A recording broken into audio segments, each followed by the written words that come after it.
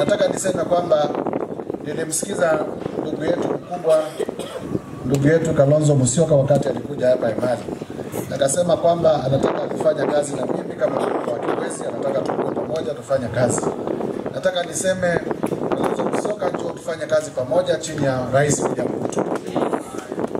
Kwa sababu ulisema unataka kufanya kazi na Mheshimiwa Mwengi Mutuse wakati ulikuja hapa Emali. Nilisikia vile ulisema, nataka nikueleze, njoo tufanye kazi pamoja chini ya Rais William Ruto, ndio watu wetu waweze kufaidika. Ama namna gani watu wetu?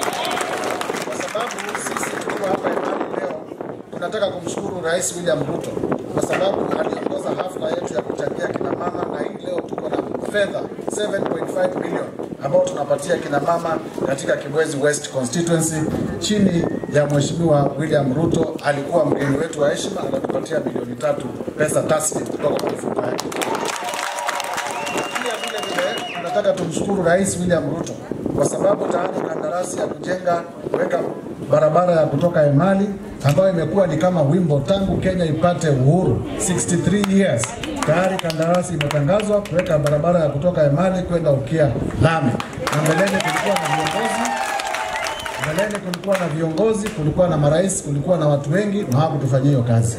Tunataka tumshukuru Rais William Ruto kwa sababu hivi leo ninavyoongea Kibwezi West we have over 450 million shillings ambazo tayari kandarasi zimewekwa sahihi ndio tuweze kuweka stima katika kila boma.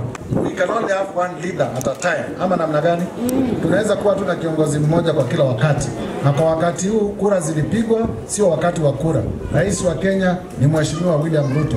Kwa hivyo kiongozi Kalonzo Musyoka, ulisema unataka kufanya kazi na mimi.